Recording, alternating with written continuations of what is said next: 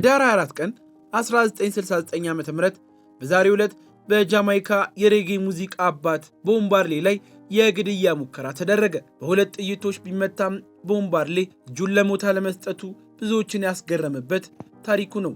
ይህንን ለማመን የሚከብድ በ30 ሰከንድ የተፈጸመ ከባድ የሽብር ጥቃት ምን እንደሚመስል ልንነግራችሁ ነውና አብራችሁን እንድትቆዩ ጋበዝናችሁ። ለቻናላችን አዲስና እንግዳም ከሆናችሁ ሰብስክራይብ በማድረግ ቤተሰባችንም ሁኑ።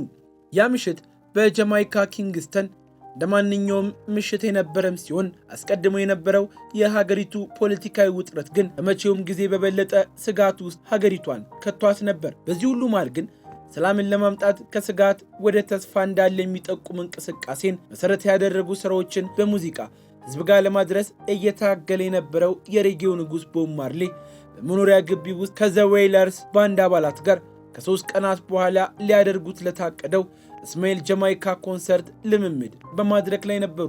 ኮንሰርቱ በጃማይካ እየናረ የመጣውን የፖለቲካ ፓርቲዎች ጄኤልፒ እና ፒኤንፒ ግጭትን ለማረጋጋት ሰላምን ለማስፈን የታቀደም ነበር። ቦብ ማርሌ ሁልጊዜም ራሱን ከፓርቲ ፖለቲካ ነፃ እያደረገ ቢኖርም ብዙዎች ግን ከአንደኛው ጋር ከመፈረጅ ተዘናግቶ አያውቁም። እሱ ግን በሙዚቃው የመላው ህዝብ ድምፅ እንዲሆን ቢፈልግም በወቅቱ እጅግ ተወዳጅነትና ተደማጭነቱ ሰላም ፈጣሪም ሆነ የፓርቲ ደጋፊ ሆኖ እንዲታይ በሁለቱም ወገኖች ይፈለግ ነበር። በዚህ የተነሳ እስማኤል ጃማይካ የሰላም ጥሪ ቢሆንም ከገዢው የፒኤንፒ ፓርቲ ጋር ተያይዞ ይታይ የነበረ ሲሆን ይህ ደግሞ በቤቱ ላይ ጥላ እንዲያጠላ አደረገ። አልፎም ቀድሞ ቦብ ማርሌ ላይ የተጠነሰሰው የግድያ ዕቅድ የሙዚቃው ዝግጅት ከመቅረቡ በፊት እንዲሆን ዋነኛው ቀን ሆኖ ተሰየመ። የግድያው ሙከራ የተከናወነው በምሽት 9 ሰዓት ገደማ ነበር። ታጣቂዎቹ ስንት እንደነበሩ በጊዜው ባይገለጽም በኋላ ላይ ዘገባዎች እንደገለጹት ከሆነ 7 የታጠቁ ሰዎች መሆናቸውንም ያመላክታል። አውቶማቲክ መሳሪያዎችንም በተለይ ኤም16 ጠመንጃዎችን ይዘው በሰማያዊ ፒካፕ መኪና ውስጥ በመምጣት ተዘጋጅቶ የነበረም ሲሆን የጥቃት እቅዱ ፈጣንና በጭካኔ በድንገት ገብቶ የሬጌውን ንጉስ ማስወገድ ነበር።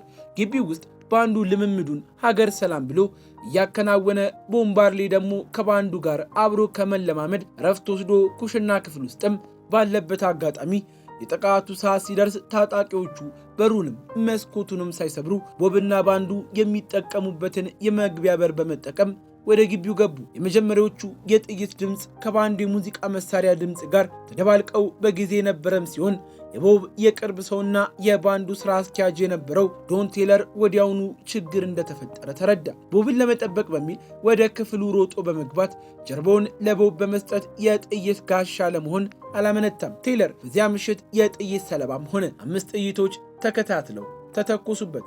ቦብ ማርሌ በወቅቱ ጥቃቱ ሲጀመር ወዲያው የያዘው ስሜት ግራ መጋባት ነበር። ታጣቂዎቹ እሱን ለማግኘት ሲሉ ግቢውን በጥይት እያጥለቀልቁት ጀመር። ቦብ ከክፍሉ ውስጥ ለመውጣት ሲሞክር አንድ ጥይት በግራ እጁ ላይ፣ ሌላኛው ጥይት ደግሞ በግራ በኩል ደረቱን ጨርፎት ያለፈ። ይህ ጥይት የሞት አደጋን የሚያስከትል ግን ፈጽሞ አልነበረም። ብዙዎች ይህ የሆነው በጣፋንታ ወይንም በራስ ተፈሪያን እምነት በረከት እንደሆነ ዛሬ ድረስ ያምናሉ። በዚህ የሽብር ትዕይንት መካከል ሪታ ማርሌ የቦብ ባለቤትና አጃቢ ድምፃዊት የሆነችው ሴት ሁኔታውን ለማየት በፍጥነት ወደ መኪናዋ እየሮጠች ሳለ በሚገርም ሁኔታ አንድ ታጣቂ በአውቶማቲክ መሳሪያ በተኮሰው ጥይት ጭንቅላቷን ጨርፎ ዶክተሮች እንደሚሉት ጥይቱ ከሰውነቷ ከቆዳ ክፍል ብቻን እንደጎዳት ወዲያውኑም እንዳገገመች ያስረዳሉ። የጥቃቱ ሂደት ከ30 ሰከንድ ያልበለጠ ጊዜ የወሰደ ሲሆን ታጣቂዎቹ ከ30 በላይ ጥይቶችን አርከፍክፈው ነበር። ግቢውና ቤቱን ሙሉ በሙሉ በሽብር ካናወጡ በኋላ ግባቸውን እንደመቱ በማሰብ የቆሰሉ ሰዎችን ትተው በፍጥነት ወደ መኪናቸው በመግባት ከስፍራው ጠፉ። ግቢው በደም በመስታወት ስብርባሪና በተተኮሱ የጥይት ባዶ ቃላዎች ተሞልቶ ቀረ። የቦብ ማርሌ ቤት ላይ የተፈጸመው ጥቃትም በጃማይካ የፖለቲካ አመጽ ውስጥ የገቡትን ድንበሮች ሁሉ የጣሰ ተግባርም ሆነ። ምንም እንኳን ጥቃቱ ቢፈጸምም ቦብ ማርሌ በሰላም ላይ የነበረው እምነትን አላሳጣውም። ከ2 ቀን በኋላ ደም በተሞላበት ቀሚስና የጥይት ምልክቱን ይዞ እስማኤል ጃማይካ መድረክ ላይ መውጣቱ የጥይት ኃይል የሙዚቃንና የሰላሙን መልእክት እንደሚያሸንፍ የሚያሳይ ታሪካዊ መልእክት ሆኖም አለፈ። ስለ ቦብ ማርሌ ከሚነገሩ ታሪኮች መሃል አንደኛው ይህ ቢሆንም ብዙ ከፍታንና ዝቅታን ያየ ሰው እንደሆነም ይነገርለታል። የሬጌን ሙዚቃ በዓለም አቀፍ ደረጃ ታዋቂ እንዲሆን ያደረገ ዋና ሙዚቀኛ፣ ዘፈኖቹ በአጠቃላይ ስለ ጃማይካ ኑሮ የሚተርኩና ስለ ራስተፋሪያን ሃይማኖት የሚያትቱ።